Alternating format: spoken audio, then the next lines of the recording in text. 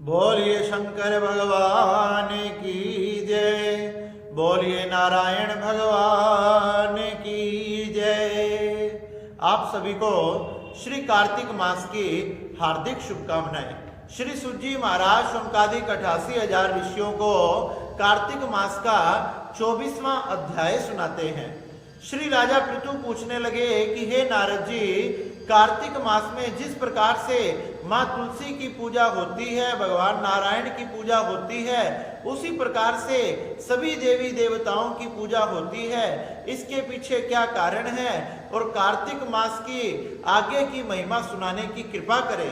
तब श्री नारद जी राजा पृथु से कहने लगे, एक समय की बात है, एक पर्वत के निकट कीर्तपुर नाम का एक नगर था। वहां पर धर्मादत्त नाम का ब्राह्मण रहा करता था, जो बड़ा ही वेद पाठी था, शास्त्रों को जानने वाला था तथा भगवान नारायण का भगत था। वह प्रतिदिन भगवान नारायण की सेवा किया करता था, उनकी पूजा किया करता था, उन्हीं का भजन कीर्तन यज्ञ तपस्या जप तप आदि किया करता था।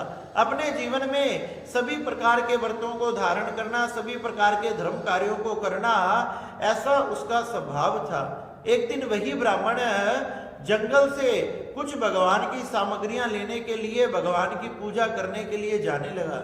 जब वह भगवान की पूजा की सामग्रियां वन से ले आया, उसे थाली में सजाया और थाली में सजाकर भगवान के मंदिर की तरफ जब जा रहा था, तो मंदिर की तरफ जाते जाते उसके सामने एक राक्षसी आ गई। उसके सामने एक राक्षसी आ गई, एक चंडालनी आ गई, जिसके नेत्र लाल थे, बड़े बड़े हाथ थे, बड़े बड़े पैर थे, जिसकी जीभ लपलपा रही थी, लाल जिसके नेत्र थे, खुले बालों से वह आकाश में मानो तांडव कर रही हो। वह अचानक उसके सामने आकर खड़ी हो गई और ब्राह्मण देवता ने जैसे ही उस राक्षसी को देखा, उनका शरीर कांपने लगा। उनका शरीर कांपने लगा, शरीर से पसीने टपकने लगे। वह सोचने लगे कि हाय, अब मैं क्या करूं, मैं क्या करूं, मैं कहां जाऊं, ये तो मुझे जीवित नहीं छोड़ेगी, ये मुझे खा जाएगी। इस प्रकार से वो राक्षसी ब्राह्मण की तरफ बढ़ने लगी तथा ब्राह्मण देवता ने घबराहट में, हड़बड़ाहट में अपने हाथ में जो थाली थी, उस थाली को उस राक्षसी के ऊपर दे मारा। उस थाली में एक सुंदर से कलश के अंदर जल रखा था और जल में तुलसी दल रखा था। ब्राह्मण देवता ने भगवान के नाम का कीर्तन करते हुए, भगवान के मंत्रों का जाप करते हुए उन सारी सामग्रियों को अपनी थाली में सजाया था, जिससे सारी सामग्रियां अभिमंत्रित हो चुकी थी। वह अभिमंत्रित जल, वह अभिमंत्रित तुलसी दल जैसे ही उस राक्षसी के जाकर लगा, वह तो जोर जोर से चिल्लाने लगी और चिल्लाते चिल्लाते अपना एक शरीर धारण कर कर ब्राह्मण देवता के चरणों में प्रणाम करने लगी। हे ब्राह्मण देवता, मेरी रक्षा करो, मुझ पर कृपा करो। हे ब्राह्मण देवता, मुझ पर कृपा करो, मेरी रक्षा करो, मेरी रक्षा करो। ब्राह्मण देवता हैरान रह गए। अभी ये इतनी भयंकर राक्षसी थी, एकदम से इसका रूप परिवर्तन कैसे हो गया, ये कौन है? जैसे ही उस पर गंगा जल के, उस तुलसी दल के छींटे लगे, भगवान के मंत्रों की पूजा सामग्रियों के छींटे लगे, उसको अपना पूर्व जन्म याद आ गया। हे ब्राह्मण देवता, मैं पूर्व जन्म में बड़ी पापनी थी, इसलिए मैं अनेक प्रकार के दुखों को भुगत रही हूं। ब्राह्मण देवता कहने लगे कि तुमने अपने पूर्व जन्म में ऐसे कौन से पाप किए जो इतनी नीच योनि में, प्रेत योनि में तुमने आना पड़ा। जब वह राक्षसी वह कहने लगी कि हे ब्राह्मण देवता, मैं अपने पूर्व जन्म में सौराष्ट्र देश में भिक्षुक नाम के ब्राह्मण की पत्नी थी। हम पति पत्नी बड़े विवाह के बाद बड़े प्रेम से रहा करते थे, लेकिन धीरे धीरे मेरे पति तो भगवान की बड़ी पूजा पाठ किया करते थे, लेकिन मेरा पूजा पाठ से मन दूर होने लगा। और तो और मैं जो अपने पति के लिए भोजन बनाती थी, अपने पति को बासी भोजन देती थी और मैं ताजा भोजन करती थी, कभी उसको सही भोजन नहीं दिया। कभी वो मुझे कुछ कहते तो हमारी आपस में लड़ाई हो जाती थी। इस प्रकार से हमारे घर में रोज कलेश हुआ करता था। मेरा नाम कलहा था, उसी प्रकार से हमारे घर में रोज नित्य प्रतिदिन कलेश होता था। जब हमारे घर में नित्य प्रतिदिन कलेश होता था, लड़ाई होती थी, तो मेरे पति इस बात से बड़े दुखी हुए। उन्होंने विचार किया क्यों ना मैं दूसरा विवाह कर लूं, शायद दूसरी पत्नी से मुझे कुछ ना कुछ सुख प्राप्त हो जाए, क्योंकि ये तो मुझे सुख से रहने नहीं देती। वह ये विचार कर ही रहे थे और मुझे उनकी ये बात ठीक ना लगी। मुझे बड़ा क्रोध आया, और जब मुझे बड़ा क्रोध आया तो मैंने विष लेकर उसको पानी में मिलाकर पी गई, और जिससे मेरे प्राण निकल गए। प्राण निकलते ही यमराज के दूत मुझे लेने आ गए, और गदा का प्रहार करते हुए यमराज के दूत अनेक प्रकार के दंडों से पीटते मुझे धर्मराज के पास लेकर गए। जब मुझे धर्मराज के पास लेकर गए तो धर्मराज ने कहा कि इसने अपने जीवन में कौन कौन से कर्म किए हैं, हे चित्रगुप्त मुझे बताओ।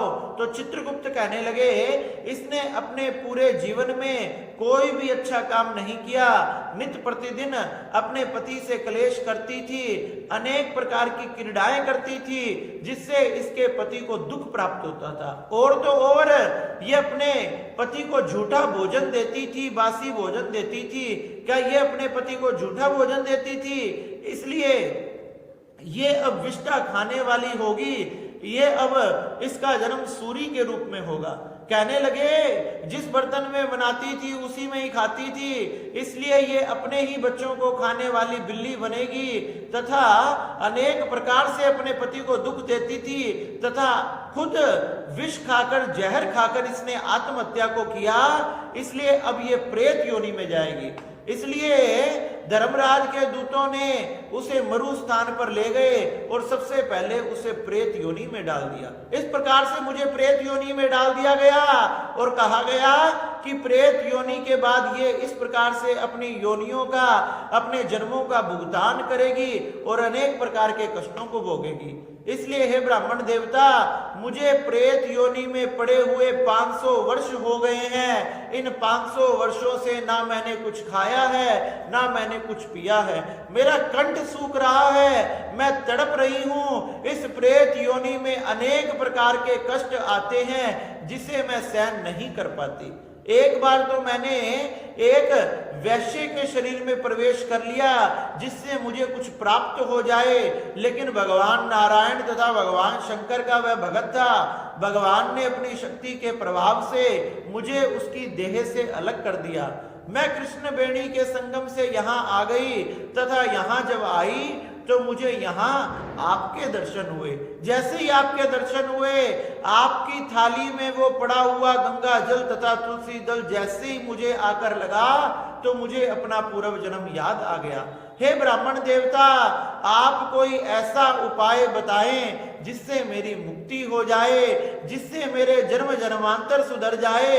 जो मैंने जन्म जन्मांतर तक पाप किए हैं, जो मैंने अपने पति के प्रति अपराध किया है, ये सब नष्ट हो जाएं, क्योंकि मैं प्रेत योनि से दुखी आ चुकी हूं। हे ब्राह्मण देवता, मुझ पर कृपा करें, ऐसा कोई उपाय बताएं जिससे मैंने आगे की योनियों को ना भुगतना पड़े, और तो और इस प्रेत योनि से भी मेरा छुटकारा हो जाए। इस प्रकार से श्री सुजी महाराज कहने लगे कि हे शौनक ऋषियों, उन ब्राह्मण देवता को वो प्रेत योनि में पड़ी हुई ब्राह्मण की पत्नी कलहा मिली, जिससे वह ब्राह्मण देवता के चरणों में प्रार्थना करने लगी कि हे ब्राह्मण देवता, मेरे उद्धार का कोई उपाय बताए। इस प्रकार से श्री सुजी महाराज ने शुनकादिक 88,000 ऋषियों को ये बड़ी ही सुंदर कथा सुनाई। बोलिए शंकर भगवान की